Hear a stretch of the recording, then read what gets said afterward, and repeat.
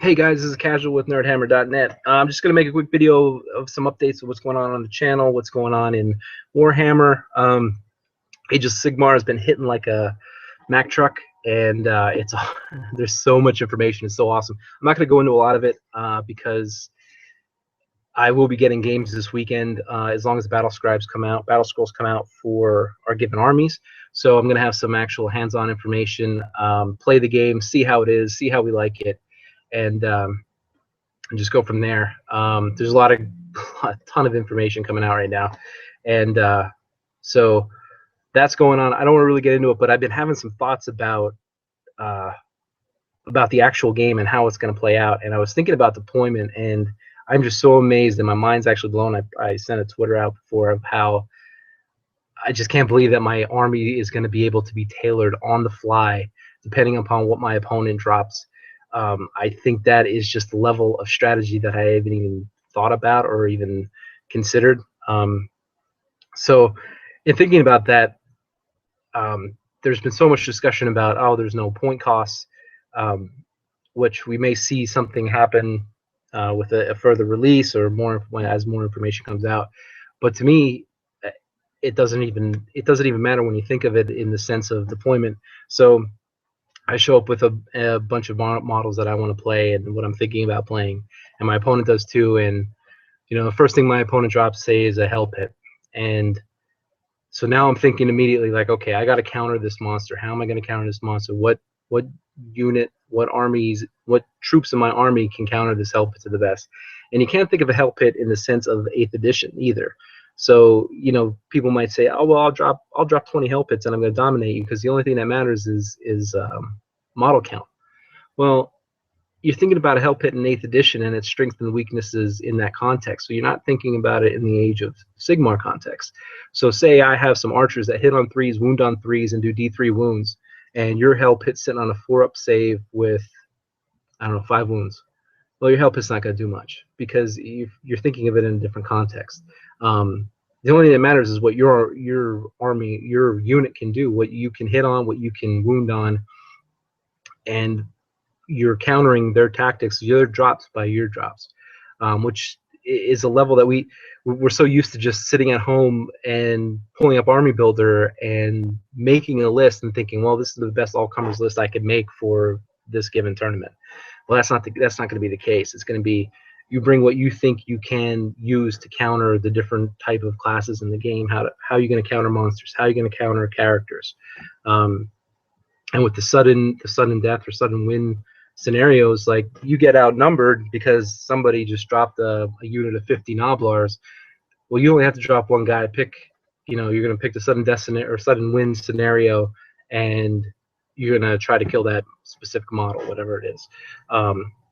There's a level of strategy that is going to go on before the game even starts, before you even roll a die. I mean, you're going to roll one die to say who places first, and then the game begins. The strategy and the ideas of what am I going to bring to the table to beat this opponent, and what do I have to do? What is he going to drop? How many drops is he going to have? And what do I need to do to counter these drops? And you're going to rotate back and alternate back and forth. And based on that, you're going to build this battle. And every single battle is going to be unique. And in reality, there is no points. There is no points that matter because the strategy of the game is going to be living, and it's going to change based on what he drops, what you drop, and then get the game started. And then as the scenario goes on, you're going to determine how to win that game. I think that is a level of strategy I didn't even comprehend yet in the game. My mind is just completely blown to that. We're so used to that 8th idea of like, oh, I got to build my list, and I only have 2,500 points to do it. Da, da, da, da. Not anymore. Not anymore. It's going to be a lot different. So I'm really looking forward to it. The Nerdhammer crew, we're getting together this weekend to talk about a bunch of things, and we are, as long as the Battle Scrolls come out, we're going to be able to get games. And I'm going to battle report them, going to get them up on the site. So there's going to be a lot of new content coming, and we're going to play the shit out of the game. Basically, that's it. We love the Warhammer. We want to support it, but we're going to support it in the direction that we think is best for us as players, as competitive players, and as hobbyists. So whatever the community decides, but There's no way I'm going to sit back and let other people dictate how I'm going to play this game. I'm not a giant in the community, but I do have a channel. I can reach people, and I want everyone to give the game a fair shake because it's a game we love and we want to play. And my crew is on board. We're ready to give it a fair shake. And if it isn't what we want, I know the community's gonna come through, man. We're gonna do what we got to do to make it work.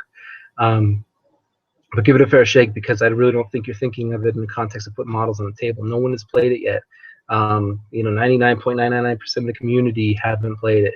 And when you start thinking about it and start actually visualizing the games, my gears, my strategy gears are just going crazy and spinning out of control, because you're going to approach the game, you're going to want to win, and you're going to win at all costs. And based on how you perceive the threats of your enemies is going to be how you decide how you're going to best win the game. That is just a level of strategy that I'm really excited to get into. Other things that are going on, Vince, I forget his last, I don't know how to say his last name, Vince V, we'll call him. He invited me to be on Warhammer Weekly next week, July 8th. I so graciously accepted. Wait, no, is that right? Graciously accepted. I graciously accepted his invitation. I would love to be on the show. I think I have a little bit of a different perspective on the possibilities of Age of Sigmar, like I just kind of got into, that I really didn't want to get into, but I'm excited about it, and he just wants to try to bring on a different viewpoint, and I'm honored to do it. I think it's great. I think we're all finally talking about Warhammer again, our love and our hobby, because it kind of fell off for me for a little while. I was just doing GTs, and I haven't been playing those fun games, haven't been getting together with the guys and just rolling some dice, and this reignited the fire for me and my crew. We've been putting on this GT, we've been so focused on making terrain, making rules, checking lists, and we just want to roll some dice, and we're really excited about it. So that's going on. With that, this weekend, I think we're actually going to do a podcast with everything going on. Age of Sigmar hitting the Keystone GT. Our GT is next weekend in the Northeast. If you are in the area and you still want to get into the tournament, we'll find room for you. You'll probably take a 5-point hit for your list for not submitting it on time. But other than that, hey, man, come down and join us. We're going to be down in Harrisburg, and it's going to be great. It's going to be starting on – we'll be there Friday the 10th to set up in the hotel. All the information is on our website at nerdhammer.net, so come check us out. We'll play some games. With that said, a local store near the Keystone venue, the Adventurers Guild has offered us pre-orders on Age of Sigmar boxes, and they'll give you 20% off and deliver it the day Saturday, the first day of the tournament. And if you pay by July 8th, you will get put into a raffle to win a $100 gift certificate at the store. It's 5 minutes from the venue, so you can go over, pick up some stuff if you want. Maybe pick up Kings of War because you want to get out of Warhammer. But anyway, yeah, so Rob will be putting that information on the site of who to pay. If you want to pre-order, that's great. We're going to be messing around with it probably on Saturday night, trying to play some games or whatever. So that'll be pretty cool.